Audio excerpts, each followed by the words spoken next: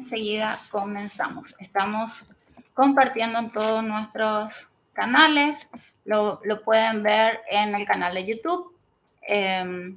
Doctora Joana Munoz. Lo pueden ver en Instagram en psicóloga.joana.munoz y lo pueden ver en el TikTok, que ahora estamos ahí en vivo. En vivo.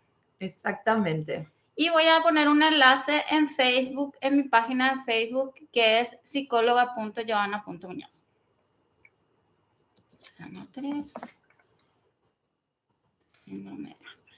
Muy bien, ya comenzamos enseguidita.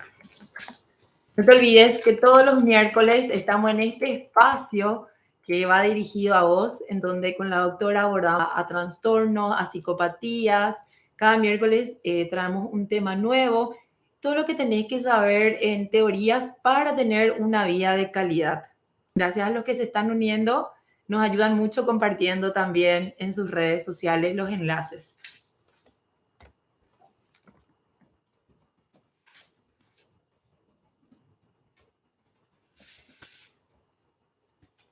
Muchísimas gracias. Ya creo que ya estamos en casi todas las plataformas. En todas las plataformas. Así es. Otro miércoles más, doctora. Miércoles. Bienvenida a todos nuestros seguidores que están ahí prendiéndose de a poco a este programa que ideamos a fin de poder entregarte esa información tan precisa y tan necesaria para que tengas una mejor vida, para que puedas ayudar a otros en tu entorno. Te damos gracias por estar ahí, nos ayudas compartiendo. Un saludo a todos los que se van sumando. Y hoy, ya que el 18 de febrero fue el Día Internacional sobre la Concienciación del Síndrome de Asperger, vamos a estar desarrollando con una de las mejores que tenemos aquí en Paraguay, a la gente del extranjero. Saludamos desde Paraguay, con una temperatura de casi 30 grados ya a las 10 de la mañana. Doctora, sin más preámbulo, ¿qué es el síndrome de Asperger? Sí, muy bien. Vamos a hablar un poquitito de lo que es el síndrome de Asperger. Si bien es cierto, yo soy neuropsicóloga y como neuropsicóloga soy una defensora de esta terminología que actualmente se está dejando de lado, ya que la última clasificación del DSM, que es el Manual Diagnóstico y Estadístico de los Trastornos Mentales. Que es el elemento en área de salud mental para poder... Exacto. Sí. Que es realizado en este caso por la Asociación de Psiquiatras Americanos y que rige de alguna manera a todo lo que es Norteamérica. Eliminó esta clasificación diagnóstica que anteriormente estaba en el DSM-4. Pero, no obstante, como neuropsicóloga y teniendo en cuenta de que hay todas unas características específicas, y por eso el tema de hoy, sigo insistiendo en que existe el síndrome de Asperger. De hecho, como acabaste de mencionar hace rato, existe un día especial para ellos. Para concienciar sobre este síndrome. Y tenemos, mientras más lo podamos conocer, creo que más vamos a poder ayudar con respecto al tema. ¿Qué es el síndrome de Asperger? Bueno, el síndrome de Asperger es... muchos lo clasifican como que está dentro del trastorno del espectro autista, porque dentro de la nueva clasificación así lo encontramos, pero más que nada se trata de un trastorno del neurodesarrollo. ¿Qué significa eso, doctora? Sí. Para el papá o la mamá o de repente la abuela que está viendo en este momento y quiera saber cómo de repente darme cuenta qué significa ese término así en términos más sencillos, ¿verdad? Que el desarrollo del niño, o sea, estamos hablando del desarrollo neuronal del niño, el desarrollo del cerebro se tiene que dar de acuerdo a unas normas, o sea, no normas, pero de acuerdo a unos estándares. Nosotros esperamos algo del desarrollo del niño.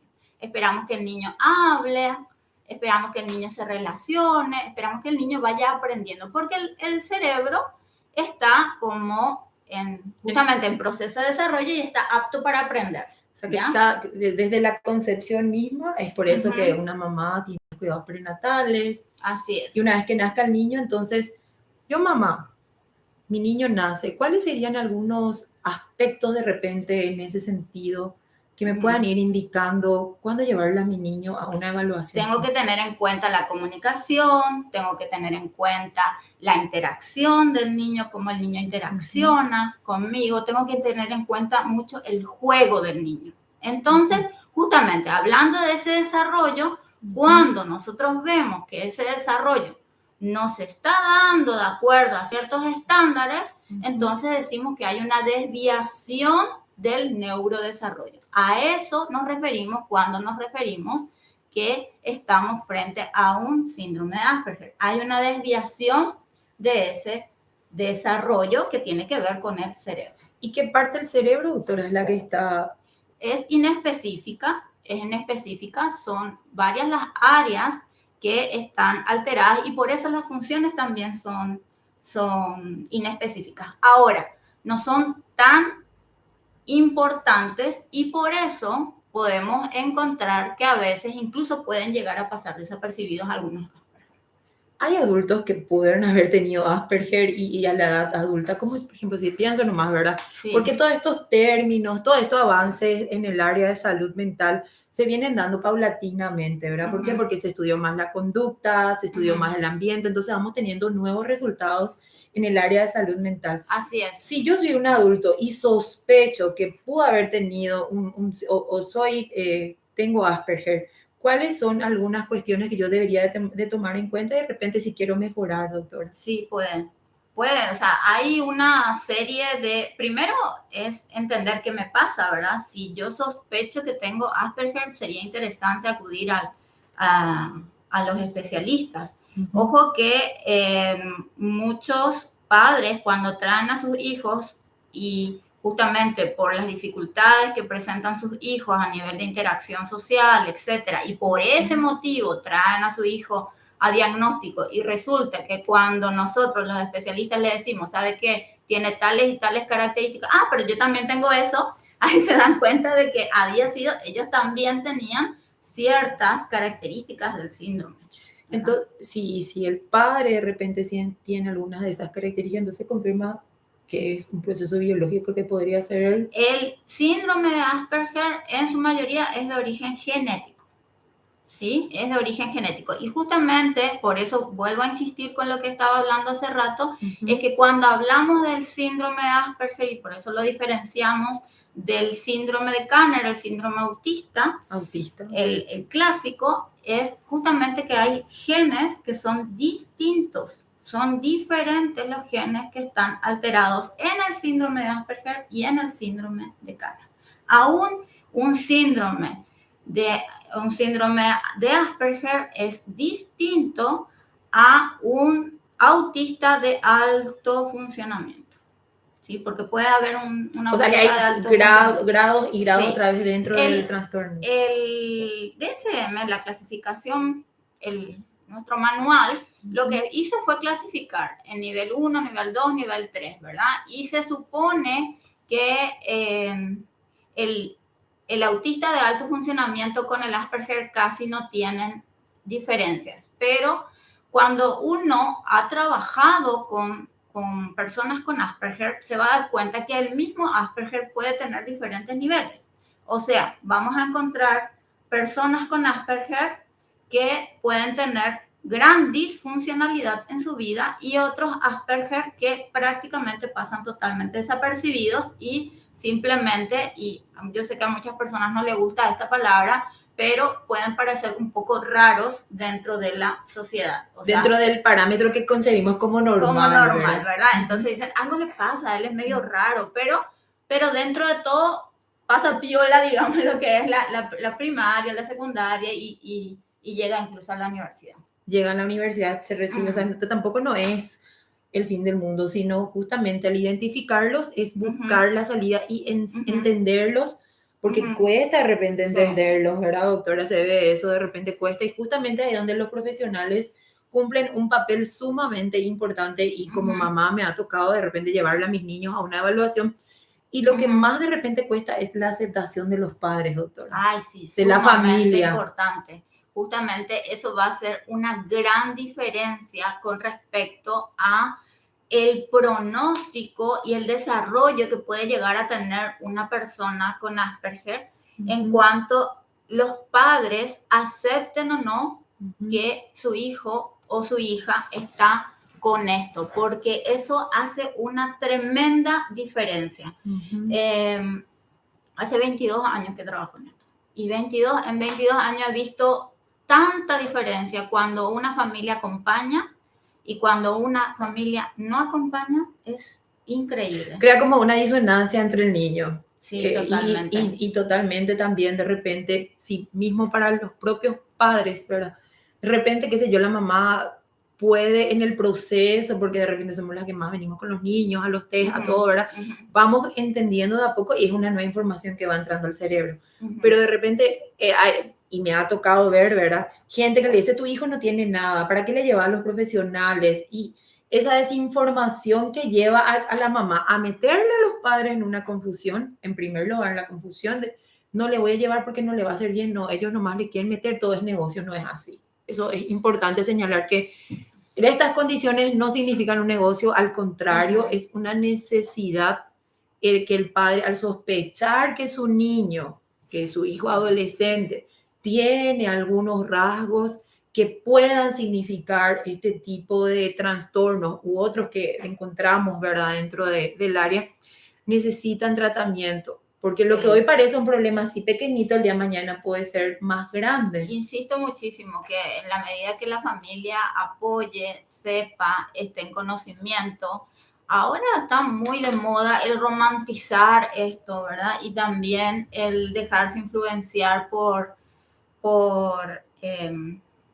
la fantasía de Hollywood. Entonces, como que pueden... de ayer nomás leía en una página de internet que justamente donde muchísimas personas con síndrome de Asperger siguen esa página, decían, las personas con síndrome de Asperger tienen una velocidad de procesamiento de información más rápida de lo normal. Y eso no es cierto, ¿verdad?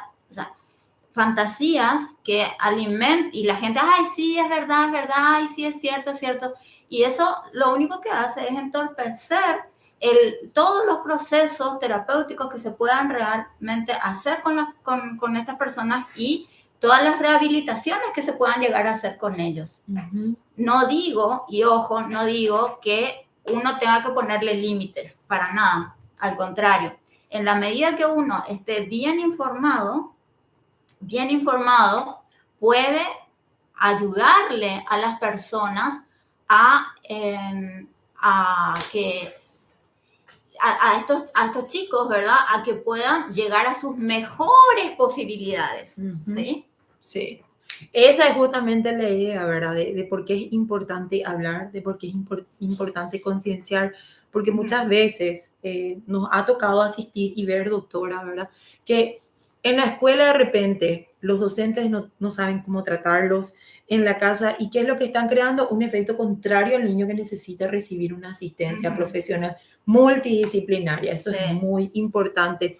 Doctora, ¿qué podemos hacer cuando como mamá sospechamos de que nuestro niño puede estar teniendo algunas características? ¿Cuáles son esas características que nosotras deberíamos de controlar en el desarrollo del niño? Bueno, lo que pasa, y justamente tocaste una palabra clave.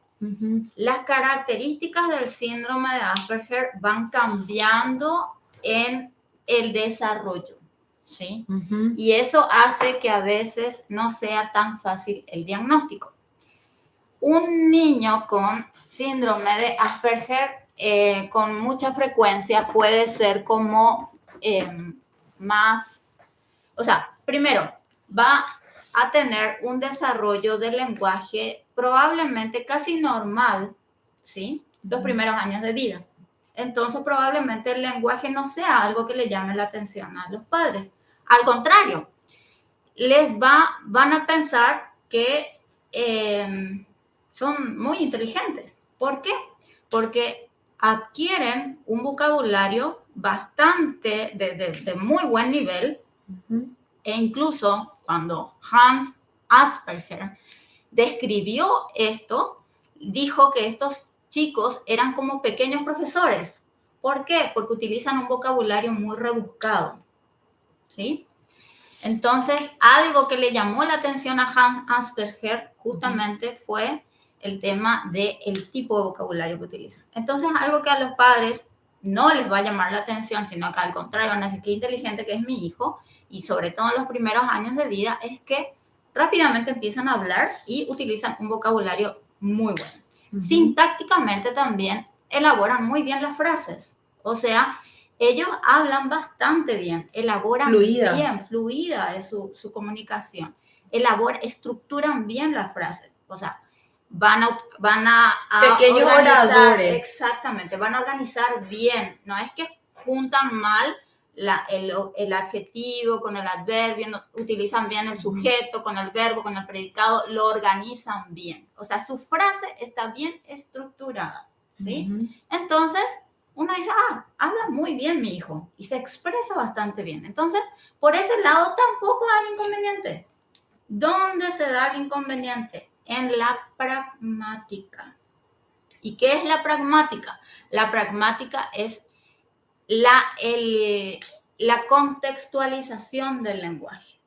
El niño se vuelve sumamente literal para todo. Entonces, no comprende, por ejemplo, más allá de lo que le dicen las líneas o lo que le dice el lenguaje expresamente literal. Y hay tiene grandes dificultades para contextualizar y hacer algo más práctico de aquello que está recibiendo, de la información que está recibiendo. Ahí están sus dificultades. Entonces, un Asperger, por ejemplo, no va a entender muy bien bromas, no va a entender muy bien el sarcasmo, no va a entender muy bien la comunicación indirecta, no va a entender muy bien franes. Por ahí vienen dificultades como en desapegar esos conceptos. Exacto. Y no es solamente con lo verbal, también le pasa con lo no verbal. Así como no puede entender de repente, nosotros los seres humanos, lamentablemente, nos manejamos mucho con comunicación indirecta. Ojalá fuéramos todos directos porque eso sería mejor, ¿verdad? Pero lamentablemente somos muy de comunicaciones indirectas.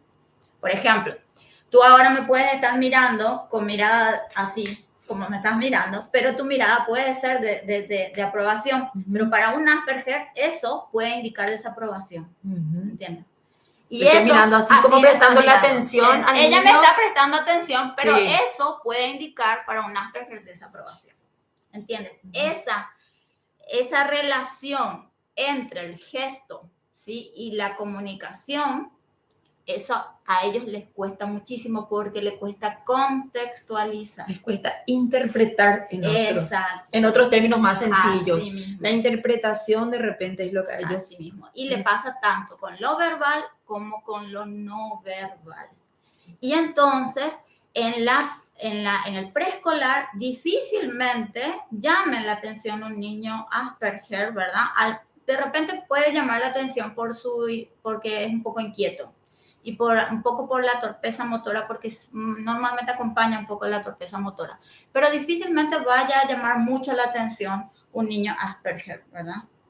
Porque se espera de que los niños no siempre sigan indicaciones, se espera de que los niños, no hay mucho que llame la atención en el preescolar. En la primaria, ahí es donde empieza a haber ya una distancia entre la curva de lo que se espera en el desarrollo y lo que está pasando con el niño Asperger. Ahí recién en la primaria se suele ver más, ¿sí? Y hay muchas cosas que acompañan al síndrome de Asperger y una de ellas tienen que ver con lo emocional, ¿sí? Con la autoestima, con la percepción. Es lo que tiene que ver con ellos. Sí, Porque el niño, y la otra gran característica del síndrome de Asperger tiene que ver con lo restrictivo que son, ¿verdad? Sus intereses suelen ser muy restrictivos. Es típico que nosotros encontremos dentro de la literatura de que los Asperger les interesa mucho jugar con dinosaurios. Y en realidad no es que les interese solamente los dinosaurios. Lo que pasa con el Asperger, les interesa, o sea, se interesan por un tema en particular. Al decir dinosaurio, nomás pienso, ¿verdad? ¿A quién niño no le va a gustar? A todos les gusta. O sea, no te alarmes, mamá, papá, porque si a tu hijo le encantan los dinosaurios, sino la doctora Joana está desglosando para los que se van prendiendo. Exacto. Vamos a retomar, estamos hablando acerca de las características de qué es el síndrome de Asperger, que tenés que tener en cuenta para saber en qué momento llevarle a tu niño. No te asustes si a tu hijo le gustan los dinosaurios, o si de repente también a tu niño le cuesta un poquitito entender algunas, porque es parte del desarrollo. Exacto. Solo son puntos a que se analizan ya en consultorio. Exacto.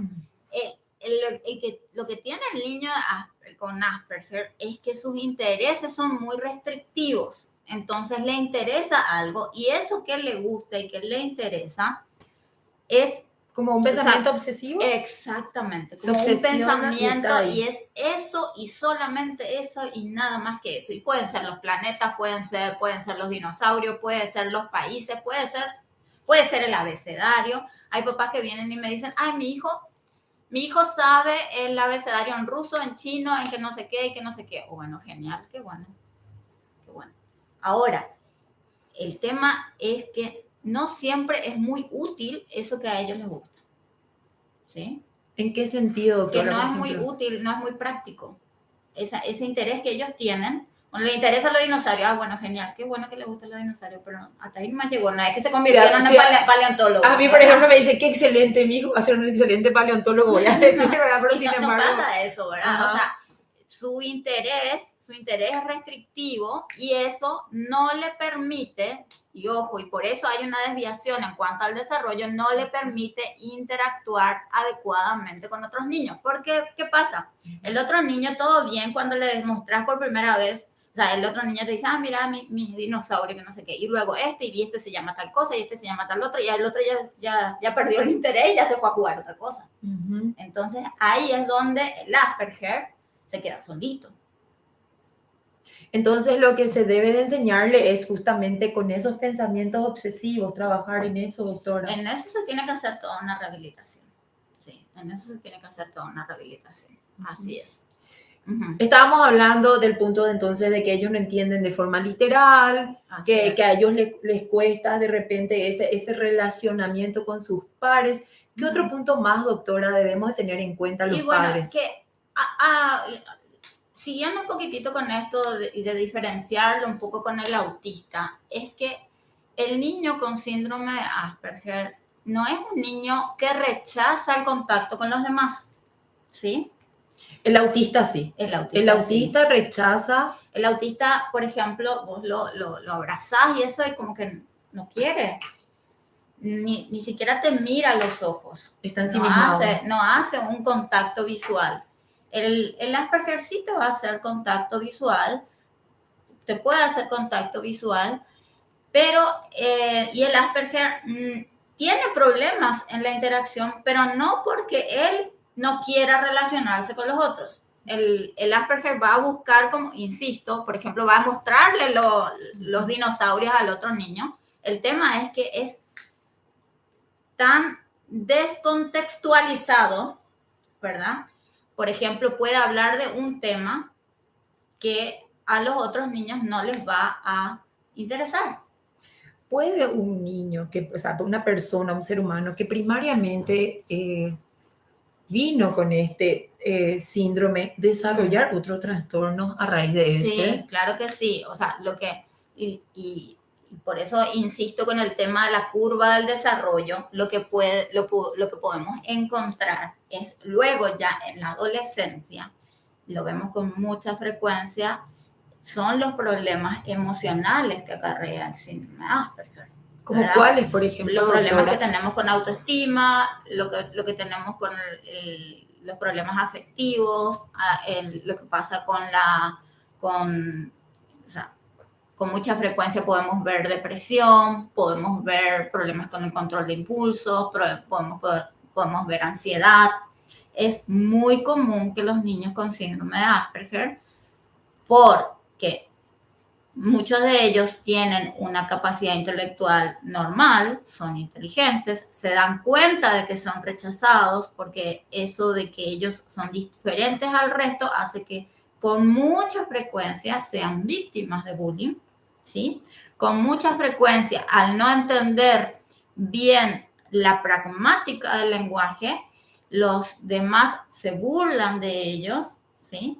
Entonces, va recibiendo esa sensación de rechazo de sus pares. Se van dando cuenta de que son rechazados y eso va construyendo en ellos una autoestima que hay que trabajarla. Sobre ese punto, y es demasiado importante, porque si bien los padres buscan una ayuda profesional, ¿cómo el docente tiene que manejar al niño con Asperger en aula? Eso es un punto, yo creo que es demasiado importante, porque en todos los lugares hablamos de inclusión para no excluirle, porque se descubrió con todo de que no estaba mal no llevarle a la escuela, no, sino que nosotros tenemos que hacerle partícipe de la construcción de esta sociedad. Qué interesante tu pregunta. Realmente el niño Asperger es un niño que tiene que estar incluido en el aula. Es un niño, a mí justamente por eso me asustó tantísimo cuando se le incluyó dentro del trastorno del espectro autista, porque no tiene la gravedad del trastorno del espectro autista. O sea, definitivamente el pronóstico de un síndrome de Asperger es totalmente diferente al pronóstico que tiene un autista. Y es un niño, un joven y un adulto que se puede integrar a la sociedad. Por eso es muy importante el acompañamiento que puedan hacer los padres y que puedan hacer los maestros. Un maestro, ¿cómo puede ayudar? De muchísimas maneras. Es un niño que quizás, o una niña que quizás va a necesitar ciertas adecuaciones curriculares, no siempre, pero a veces se necesitan ciertas adecuaciones curriculares, a veces en los primeros años de la primaria con relación a lo que tiene que ver con el área de comunicación, quizás puedan haber ciertos inconvenientes, ¿verdad? Lengua.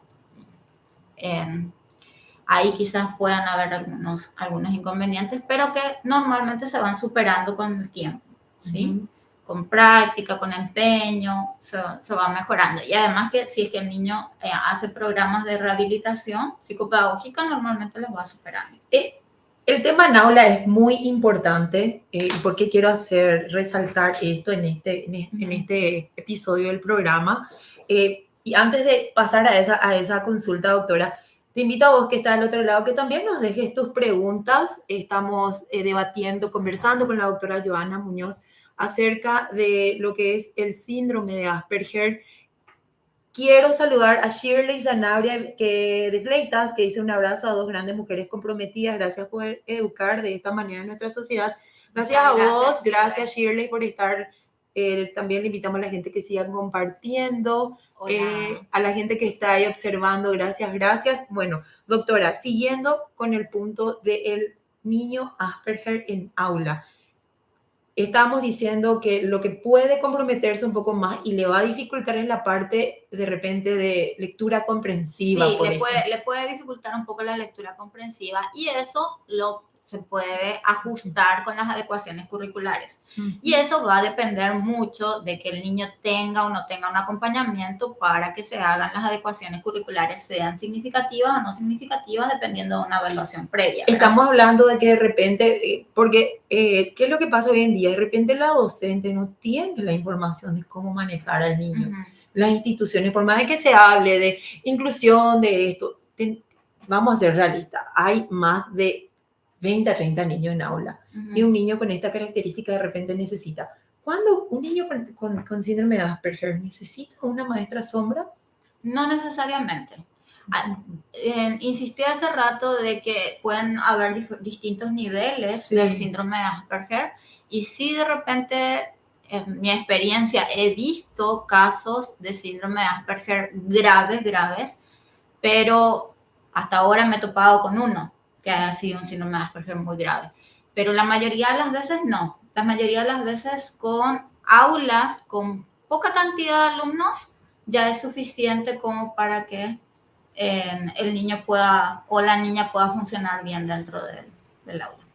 ¿Al niño con Asperger le molestan mucho los ruidos también? Sí, dentro de las características del síndrome de Asperger está todo lo que es la hipersensorialidad, ¿sí? Que dentro de la hipersensorialidad no es solamente una hipersensorialidad auditiva, que puede ser como por ejemplo que le molesten los ruidos, también puede haber una hipersensorialidad olfatoria, también puede haber una hipersensorialidad gustativa y también puede haber una hipersensorialidad táctil.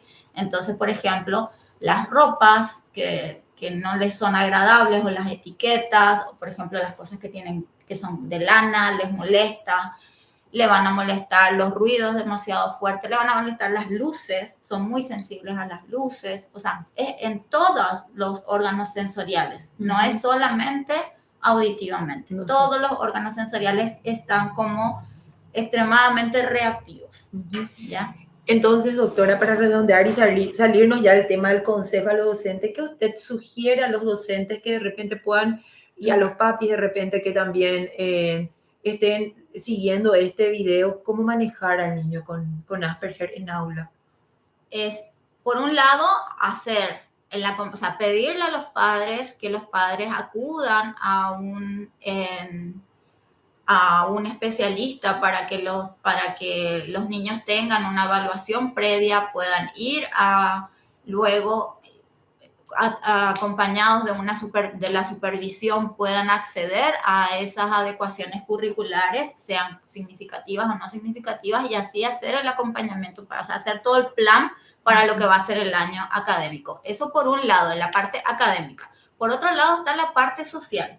La parte social, nosotros también como docentes podemos trabajarla dentro del aula. El profesor en ese sentido, la profesora en ese sentido, la comunidad educativa en sí. Y la profesora es un elemento clave, porque estamos hablando que es un niño que tiene dificultades en la interacción, pero como dije, es un niño que no es que rechaza el contacto, que quiere contactarse, pero que le cuesta. Entonces, ¿cómo podemos hacerlo? Sentarlo al lado de una compañerita o un compañerito que sea amistoso y que, que no tenga esas tendencias a rechazar, a hacer bullying y compañía. Entonces, buscar ese tipo de compañero dentro del aula, identificar eso, ¿verdad? Y sentarlo al lado de esa persona o de esos compañeros, ¿verdad? Entonces, para que este niño se sienta contenido dentro del aula y centrarlo cerca de la docente. También le podemos dar algunas labores, teniendo en cuenta de que es un niño que es normalmente bastante metódico en muchas de las actividades que realiza. Entonces fácilmente nosotros dentro del aula le podemos asignar algunas tareas porque nos va a ayudar de forma muy metódica, ¿verdad? Va a tener esa capacidad entonces de ser como el asistente. Exactamente. Se parece un poco también a lo que se recomienda con TEA, ¿verdad? Sí. Porque también al niño con muchas de las recomendaciones de TEA son muy similares a las de Asperger. ¿Cuándo un niño Asperger se vuelve violento, doctora? Porque es ahí donde de repente nosotros los padres generamos, en vez de ser empáticos con el niño que está en proceso de desarrollo, y de repente hasta a los padres y a todos, a la institución misma le cuesta un poquitito manejarlo, de repente ellos empiezan a poner violentos, porque esa es la otra parte también del síndrome, ¿verdad?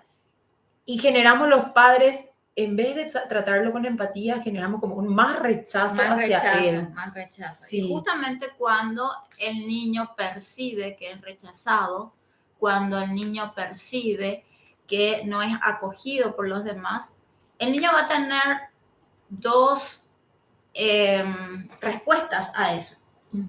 Cuando el niño se da cuenta de que algo pasa en el entorno que lo están rechazando, o se pone violento o a veces se pone altanero o orgulloso, ¿verdad? Que puede tener esa respuesta, o su autoestima se va al suelo y es un niño que se pone más ensimismado y se cierra totalmente.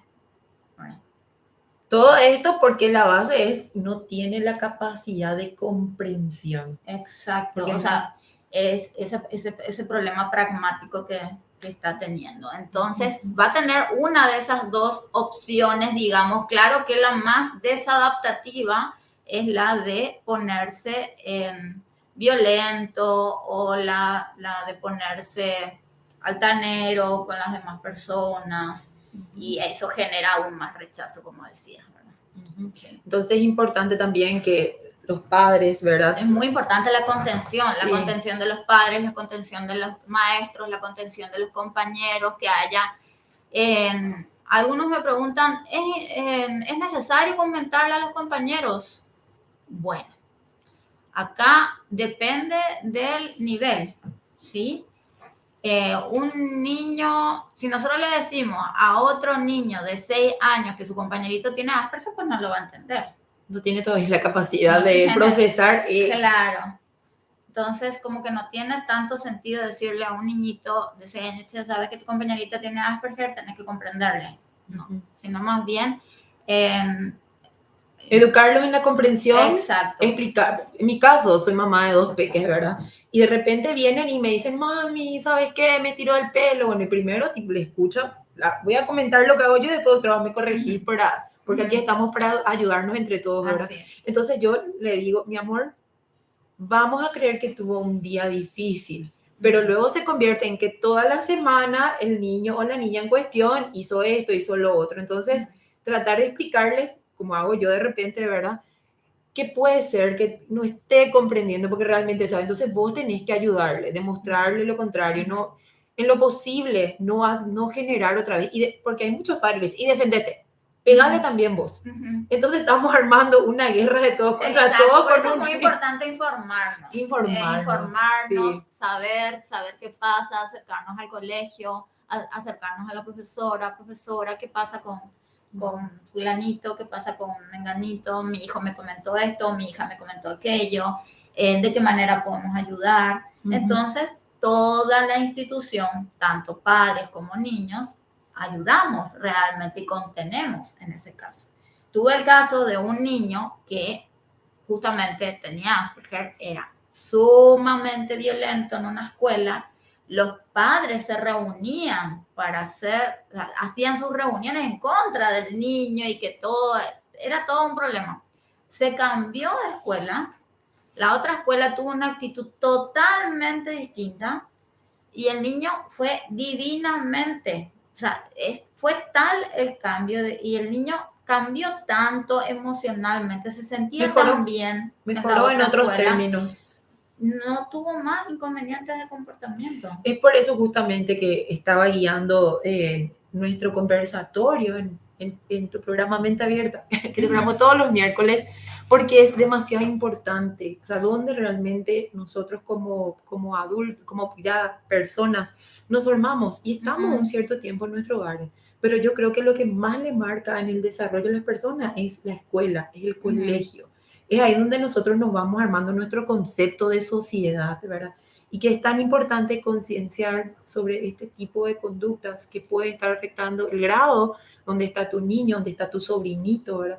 Y no satanizar, no tratarle como, ¿y por qué no se le quita, verdad? Porque está ahí, la mamá de ese niño, la familia de ese niño, también está necesitando ese apoyo empático y de repente, si el docente no está pudiendo o no está comprendiendo, leer un poquitito, buscar referencia. Hoy por hoy estamos a un clic de la información, ya no como antes que teníamos que sí, comprar los libros, ¿verdad? Sino estamos ahí también con todo este tipo de programas que los profesionales hacemos para ustedes, también tenéis para informarte y saber manejar, porque imagínate de que de una escuela en donde el pobre niño salió más trastornado, gracias a Dios encontró otro lugar en donde supieron manejarlo y hasta encontró como un proceso de sanación, por decirlo así, ¿verdad? Así es, donde encontró contención, donde encontró que realmente era entendido, la mamá o los padres en general estaban sufriendo muchísimo y pasaron a respirar. Claro, porque no creo que exista al menos padres que amen a su hijo que quieran pasar por esto, ¿verdad? También es importante, doctora, hablar, ¿verdad? Me gustaría también hacer un hincapié en esto, de los sentimientos de los padres que tienen que acompañar en el desarrollo y en el proceso a sus niños. Sí. Y usted podrá compartir acá con nuestros espectadores cómo se sienten, porque también los padres vienen a hacer catarsis. ¡Wow! Los padres. Para los padres, yo creo que una de las cosas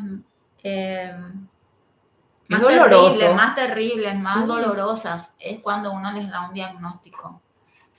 Yo siempre hago la analogía que es como que te tiren probablemente un baldazo de agua fría encima, ¿verdad? Pero ahí es como mamá o como papá, es que uno tiene que sumar fuerzas para poder salir adelante. Y en la medida que nosotros más sepamos sobre esto o sobre lo que tiene mi hijo, ¿sí? Independientemente en este caso el síndrome de Asperger, sea una dislexia, sea un trastorno del comportamiento, sea un problema, un trastorno emocional, por ejemplo, una depresión, lo que sea, en la medida que yo más sepa sobre algo y más voy a poder ayudar a mi hijo, más lo voy a poder ayudar. Y que yo haga lo que tenga que hacer. Bueno, asumir en primer lugar. Asumir es muy importante. No evadir.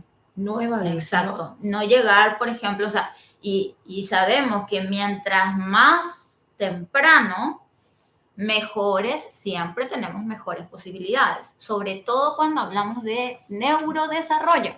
Porque estamos diciendo de que, si bien es cierto, el síndrome de Asperger es algo que es provocado por genética, ¿sí? Y eso provoca que ciertos circuitos cerebrales no funcionen como tienen que funcionar, también es cierto que nuestro cerebro va realizando los enlaces de esos circuitos de acuerdo a nuestras experiencias y de acuerdo justamente a la estimulación que recibe del medio.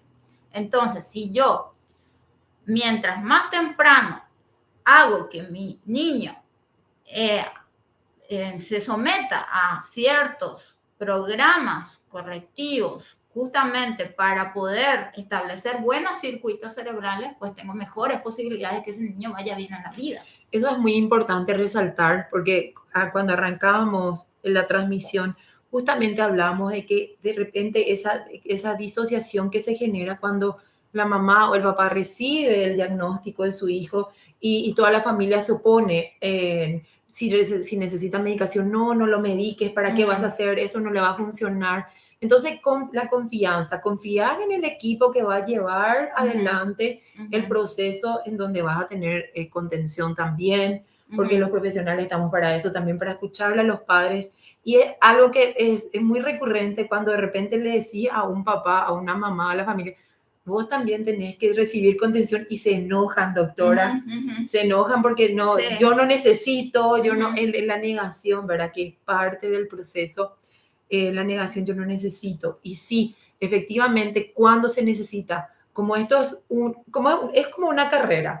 Es una carrera en donde de repente no vas a querer correr, pero vas a necesitar correr detrás de tu niño, te vas a cansar. Así y vas a querer tirar todo por la borda, yo ya no quiero saber más, no me importa que si... No, mami, no, papi, no, así familia, es. No abandones. Así es. No abandonar el proceso, el tratamiento de los peques con el diagnóstico que tengan. No abandonar, porque al abandonarlo en los tratamientos, nosotros hacemos que ellos se estanquen en su proceso de desarrollo.